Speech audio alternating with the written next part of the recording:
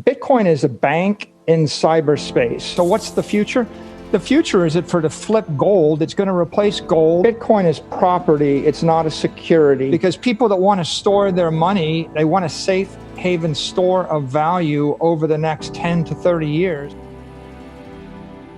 It's not a bubble.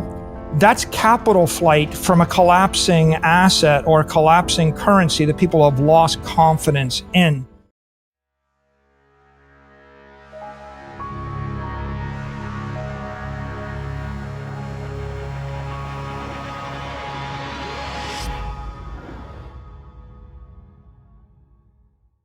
I don't think Bitcoin is volatile if you're an investor. If you're a hodler, if your time horizon is 1 year, or if it's 1 year, you're a short-term investor.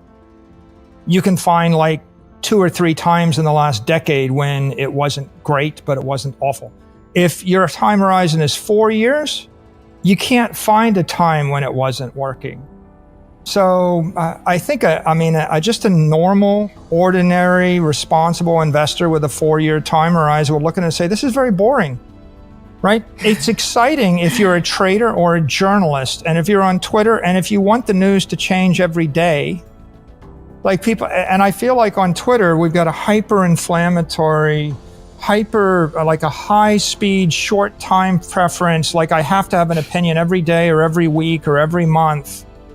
And that means everybody's always generating news, and they're all, like, if I take anybody on the world, and if I take a microscope, and I zoom in, and a magnifying glass, and I zoom in by a factor of 1,000, I'll eventually find a blemish. Like if you look at Bitcoin trading every week, you'll find a blemish. If you look at it every day, you'll find more. If you look at it every hour, you'll find more. If you look at it every minute, you'll find plenty.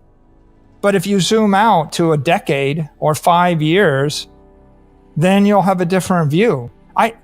I really take issue with everybody that attempts to apply some statistical model. I'm not a trader. By the way, to be clear, trading is speculation, and traders see the in short-term moves, and they're always, and maybe traders love volatility, and traders love controversy, and traders love this debate because it creates that volatility. But this is an engineering issue for me. This is the year's 1910. People are wiring their houses with electricity.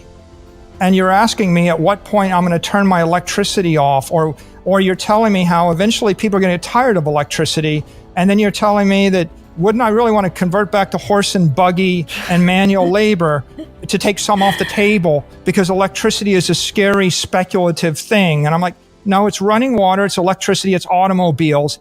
It's not a fad, it's the future.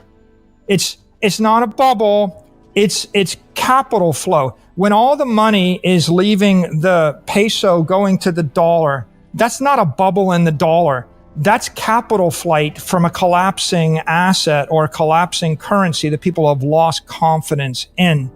Just like the stampede to the internet. Like, would you ask a company, when are you going to stop using the internet? Are you going to stop using it in a quarter because you've used too much electricity and internet? And I would say, and you're like, well, I noticed that your Facebook or your Twitter hits were going down, or they weren't as high, so you just have to turn off your thing. My view is this is all just short-term technicality. And by the way, I don't think there's a single trader with all the data in the world that can predict the future. Like, for example, you're going to go and pull every line of data of every second. If you knew every trade of Bitcoin since 2010 to today, how would that be a better indicator of the future if the future is based upon things that are changing? It's like, this is the thing I said to Keith McCullough.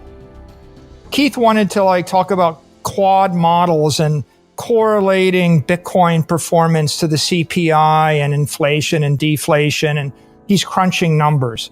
And just like the Fibonacci retracement is not going to determine the future of Bitcoin any more than the Fibonacci retracement is not determining the future of electricity, right? And inflation is not going to determine the future of running water. And if if the economy stops inflating, or if the CPI goes up by 3 or goes down by 2, it is not going to stop a tidal wave from blowing into your beach. If you're standing on the beach and there's a tidal wave coming, the first order issue is that's a tidal wave. And you're going to tell me, well, in the last decade, all of our statistical models didn't predict a tidal wave, and or something. It's like, it's irrelevant because it's an engineering phenomena. So a trader that wants to preach to me about what they think should happen based upon 2017, in my opinion, is irrelevant, right? And let's come back to the key point. If 10 billionaires choose to buy $5 billion or $1 billion or $2 billion worth of Bitcoin each, all of your models are irrelevant. All of your history is irrelevant. It's like everything you think you know how things are going to work out. And how about all the statistics of New York City for the past decade? How relevant are they to predict what happens in New York City this month? Right. Not relevant at all. Right. So traders, I can't predict the future. The only way, trading is not a way to make money, by the way, in my opinion. The people that make all the money are people that predict the future. Henry Ford, right? John D. Rockefeller, right? Andrew Mellon. What did they do? They invented aluminum. They invented oil. They brought us cars. They brought us electricity. Andrew Carnegie brought us steel. Mark Zuckerberg, not studying some statistical model. How did he get rich? He kept Facebook stock. He didn't sell it. Right. Jeff Bezos, he kept his stock. So at the end of the day, none of this statistics matters. None of the trading matters.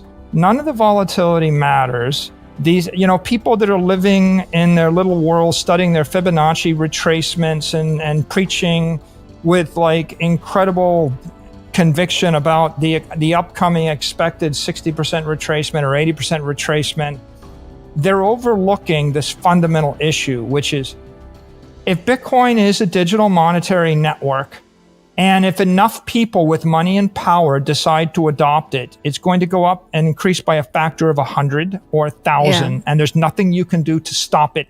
And its past is completely irrelevant to its future.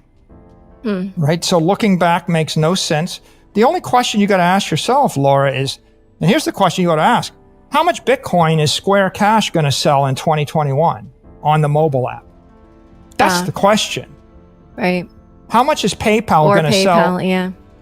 Because PayPal and Square are going to obliterate everybody else's opinion about what they think should happen, right? Yeah. And so I think that too many people in this industry have been around too long, and they're captured by their past, and everybody wants to draw on their past because they own it.